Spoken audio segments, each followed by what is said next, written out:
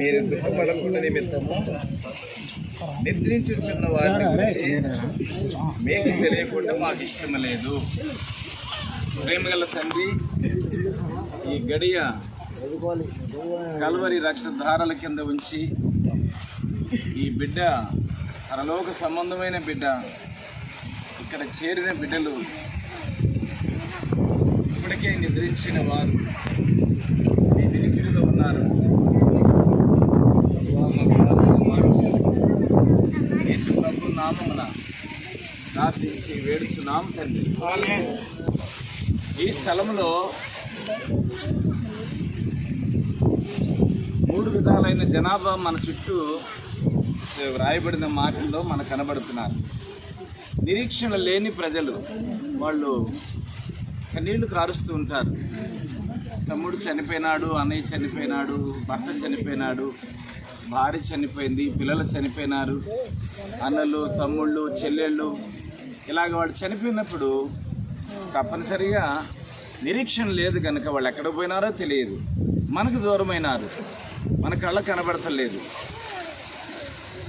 మనకి వారు దూరమైనందుకు మనము ఏడుస్తాం. నిరీక్షణ లేని ప్రజలు వారు. 2వ జనాభా నిరీక్షించబడిన వాళ్ళు.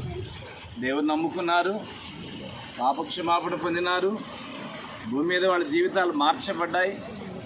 వాళ్ళు భక్తిగా జీవించి ఎన్నో శ్రమలు అనుభవించి కష్ట సుఖాలలో, నిందల్లో, అవమానాల్లో జీవించి వాళ్ళు చనిపోయినారు. వారు పరలోక రాజ్యానికి ఆత్మ ద్వారా వెళ్ళిపోయినారు. ఇప్పుడు 2వదిగా ఆ కోవకు చెందిన వారు నెహెమ్యా, ఆ జాబితాకు చెందిన బిడ్డ కనుక నిరీక్షణతో ఆయన నిద్రించిన బిడ్డ. కొంతమంది ఏమో నిరీక్షణ లేని వారు, కొంతమంది ఏమో నిరీక్షణతో నిద్రపోయిన వాళ్ళు.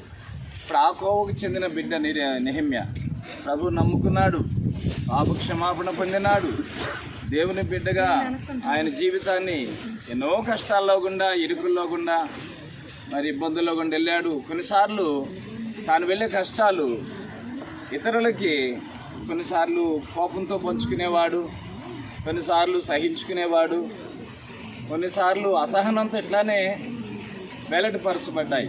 అయినా కానీ తప్పు లేకుండా నీతిగా, యథార్థంగా, చక్కగా దేవుని యొక్క సేవకు ఉపయోగపడి, దేవుని ఒక సాధనంగా, దేవునికి ఒక పాత్రగా, దేవునికి ఒక ఉపయోగకరమైన సాధనముతో పాత్రగా ఉండి వెళ్ళిపోయినాడు ప్రభు దగ్గరికి. ఇప్పుడు ఆయన ప్రభు దగ్గర నిద్రిస్తున్నాడు, ప్రభుతో ఉన్నాడు. ఆయన గురించి మనము హృదయంలో ఉన్న ఆ ప్రేమను బట్టి, మన శరీరానికి కలిసి ఉన్న ఒక అన్నయ్యగా, తమ్ముడుగా, బంధువుగా ఉండి, స్నేహితుడుగా కానీ శ్రేయోభిలాషిగా ఉండి దూరమైనందుకు మనము నిద్రిస్తూ ఉన్నాం. ఆ బిడ్డను బట్టి బాధపడుతున్నాం. 2వ జనాభా నిద్రపోయిన వాళ్ళు చాలామంది ఉన్నారు. జస్ట్ ఇది నిద్ర. మనం క్రైస్తవ భాషలో చెప్పాలంటే అది నిద్ర.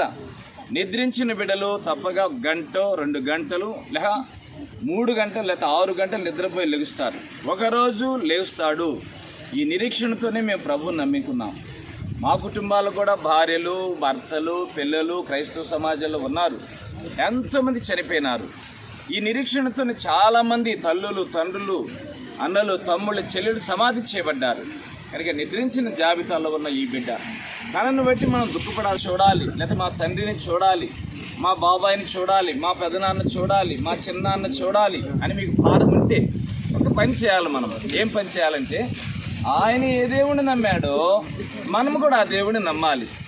ఆయన ఏ దేవుడిని స్వీకరించినాడో మనం ఆ దేవుడిని స్వీకరించాలి. కనుక మోషేకి దేవుడు తను తాను ఎట్లా బయలుపరుచుకున్నాడంటే, మోషేతో అంటాడు దేవుడు, నేను అబ్రహాము దేవుడను, ఇస్సాకు దేవుడను, యాకోబు దేవుడను, నీ తండ్రి తెరహు దేవుడను అని చెప్తాడు. నీ తండ్రి దేవుడును. సేమ్ అట్లానే ఇప్పుడు నేను అబ్రహాము దేవుడును, ఇస్సాకు దేవుడను, యాకోబు దేవుడును. సేమ్ ఇప్పుడు అంటాడు నెహెమ్యా దేవుడును. నెహెమ్యా నీకు ఏమవుతాడో వరుసలో మాకు తెలియదు. ఆ నెహెమ్యా దేవుడు నీ దేవుడు అయితే, ఆ దేవుడు నీకోసం ప్రాణం పెట్టాడని నువ్వు నమ్మి, నీ కొరకు మరణించి సమాధి చేయబడి తిరిగి లేచినాడని నువ్వు నమ్మి, ఇప్పుడే ఈ క్షణంలో కానీ నీ దోషాల గురించి పశ్చాత్తాపడగలిగితే నెహెమ్యా ఎక్కడున్నాడో అక్కడికి మనం తగిన కాలంలో వెళ్ళగలం. ఆయన ప్రభు దగ్గరికి వెళ్ళిపోయినాడు. ఒకరోజు మనం అక్కడికి వెళ్ళాలి, ఆయన మనం రప్పించలేం. కానీ మనం అక్కడికి వెళ్ళేటప్పుడు ఆ గమ్యాన్ని చేరుకోవడానికి ఆ దేవుని నమ్ముకోవాలి. పాప క్షమాపణతో, మనశ్శాంతితో, మోక్షపు గురితో, లేకపోతే మోక్షపు దారిలో గుండా నీవు కానీ నేను కానీ నడవాలని భారం ఉంటే, నెహెమ్యా దగ్గరికి మనం వెళ్ళాలని భారం ఉంటే, ఆ దేవుడిని నేను నమ్ముకుని ఆ దేవునిలో సాగాలని భారం ఉంటే ఆ దేవుని నమ్ముకున్నా. పిల్లలిద్దరు చిన్నవాళ్ళు, భార్య ఏం చేసి బ్రతకాలి? దేవుడు తప్పగా అద్భుతంగా తండ్రికి ఆ దారి చూపించిన దేవుడే తనకు కూడా ఒక మంచి దారి చూపిస్తాడు, బిడ్డలను ఆదరిస్తాడు. దేవుడు వాగ్దానం ఉన్నది, తండ్రి తల్లి ఒకవేళ దూరమైనా, లేకపోతే తండ్రి దూరమైనా తల్లి దూరమైనా నేను నిన్ను విడవను ఎడబాయనని వాగ్దానం చేసినాడు. కనుక ఆ దేవుణ్ణి ఇంకా మీరు నమ్ముకోకపోతే మీరు నమ్ముకోండి, పాపక్షమాపణ పొందండి. అబద్ధాలు, దొంగతనాలు, మోసాలు, సరదాలు, సినిమాలు, లేకపోతే లోక సంబంధమైన సీరియల్స్ తెలిసి కానీ తెలియక కానీ ఆలోచన ద్వారా, మాట ద్వారా, నడక ద్వారా చేసే దోషాలన్నీ క్షమాపణ కోరుకుని ఆయన రక్తం మన కొరకు కార్చినాడు. దాన్ని నమ్మి మనము క్షమాపణ కోరి విడిచిపెట్టాలి.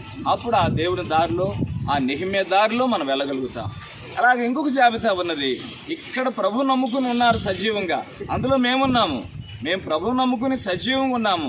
ఇప్పుడు క్షణంగా ఆయన కానీ వస్తే ఆయన రాజ్యంలోకి వెళ్ళడానికి సిద్ధంగా ఉన్నాం. మేము ఎలా వెళ్తామంటే కనురెప్పపాటులోనంట మహిమ దేహం వచ్చేసింది. క్షణంలో ఆయన కానీ ఇప్పుడు వస్తే ఇక్కడ నిలిచి ఉన్న వారిలో ప్రభు నమ్ముకుని ఉన్న వారు ఉన్నారు. అది ప్రభు చెప్తున్నాడు అక్కడ. మొదటి దశలోనికి పత్రిక 4:15 ప్రభు మాటను బట్టి మీతో చెప్పినదేమనగా, ప్రభు రాకడ వరకు సజీవులై నిలిచి ఉండు మనము నిద్రించిన వారికంటే ముందుగా ఆయన సన్నిధి వెళ్ళము. కనుక ఇక్కడ 3 విధాలైన జనాభా. నిరీక్షణ లేని వాళ్ళు ఏడుస్తూ ఉంటారు. నా తండ్రి ప్రభు దగ్గరికి వెళ్ళిపోయాడు, నా తల్లి ప్రభు దగ్గరికి వెళ్ళింది, నా అన్నయ్య ప్రభు దగ్గరికి వెళ్ళాడు, మా అత్తమ్మ ప్రభు దగ్గరికి వెళ్ళింది, నా బిడ్డ ప్రభు దగ్గరికి వెళ్ళాడు, నేను కూడా అక్కడికి వెళతా. ఆ నిరీక్షణతో ఉన్న వాళ్ళం మేము. కనుక నిరీక్షణ కలిగిన వాళ్ళు, నిరీక్షణ లేని వారు, కనుక నిద్రించిన వారు. కనుక ఆ బిడ్డ నిద్రపోతున్నాడు, మనమేమో నిరీక్షణతో సజీవంగా ఉన్నాం. మీలో ఇక్కడ నిరీక్షణ లేని వాళ్ళు ఉన్నారు, దుఃఖపడుతున్నారు. కొంతమంది హృదయంలో దుఃఖాన్ని భరించుకుంటున్నారు. ప్రభుని స్వీకరించండి, ప్రభు నమ్ముకోండి, ప్రభుకు అప్పగించుకోనండి. అప్పుడు ఇంకొక మాట మనము 17 అట్లా కానీ జీవిస్తే ఆర్భాటముతో, ప్రధాన దూత శబ్దముతో, దేవుని బోరతో ప్రభు పరలోకు నుంచి వస్తాడు. క్రీస్తు నందుండి మృతులైన వారు మొట్టమొదటి లేపుతారు. నెక్స్ట్ 17లో అక్కడ అందరం కలిసి సజీవులమై నిలిచి ఉండి మనము వారితో కూడా ప్రభువుని ఎదుర్కొన్నట్టుకు ఆకాశ మండలముకు మేఘముల మీద అప్పుడు సదాకాలం అందరము ప్రభుతో ఉంటాం. కాబట్టి ఈ మాటల చేత ఒకరిని ఒకడు, కనుక మీలో ఇంకెవ్వరు దుఃఖపడద్దు. ప్రభుని ఆ దేవుని మీరు నమ్మండి. ఆయన ధన్యకరమైన జీవితం జీవించాడు.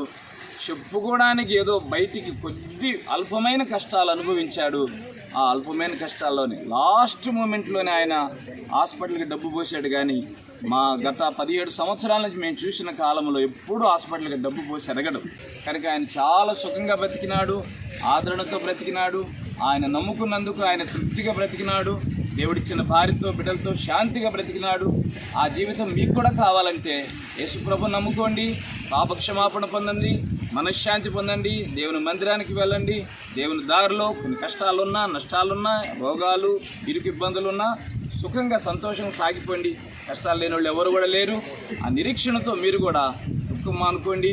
ఆ నెహెమ్యా దేవుడిని మీరు కూడా నమ్ముకోవాలని మనవి చేస్తూ ఈ మాటలను ముగిస్తున్నాం. నిద్రించిన వారు వారిలో నెహెమ్యా, నిరీక్షణ లేని వారు మీలో ఇక్కడ ఎంతోమంది ఉన్నారు. బంధువులుగా ప్రభువును నమ్ముకోండి.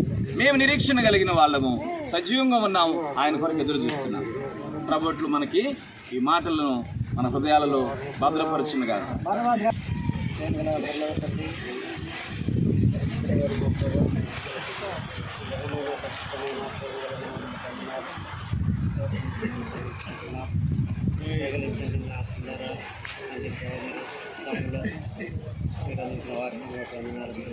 తెలుస్తున్నాం కాబట్టి మేమందరం కూడా వాటిని కావాలని ఎరగాలని పాప క్షమాపణ పొందాలని కూడా కలిసి వచ్చారు. వందనాలు తెలుస్తున్నాం. దాసుని ప్రవాహాన్ని రక్షించుకొని వందనాలు ప్రభావ సీఎంలో ఈ సేవలో వాడుకొని ప్రభా మీరు మంచి కుమారుడు తీసుకున్నారు. వందనాలు చెల్లిస్తున్నాం. దగ్గర మా తండ్రి ఈ సమయంలో మరి ప్రభావ మరి దేవుని సేవకులుగా సంఘముగా తల్లి పరిస్థితులుగా రక్షముందరుగా మరి స్థాపన చేస్తుండగా తల్లి జ్ఞాపకం చేసుకొని తల్లి కుమారుని మీ ఆత్మ కుమారుడు ఆత్మని దగ్గర చేస్తున్నారు. నమ్ముతున్నాం. ఈ అలాగే కుటుంబాన్ని బిడ్డలను ఆదరించండి, రక్షములను ఆదరించండి, వచ్చిన బంధువులను ధైర్యపరచుకుని చేయించమని సహాయించమని ఈ స్థాపన కార్యక్రమంతో అభివృద్ధికరంగా ఆశీర్వాదాలు నేను నామూలు ప్రార్థించి స్వతంత్ర అడిగి పెడుతున్నాము తండ్రి.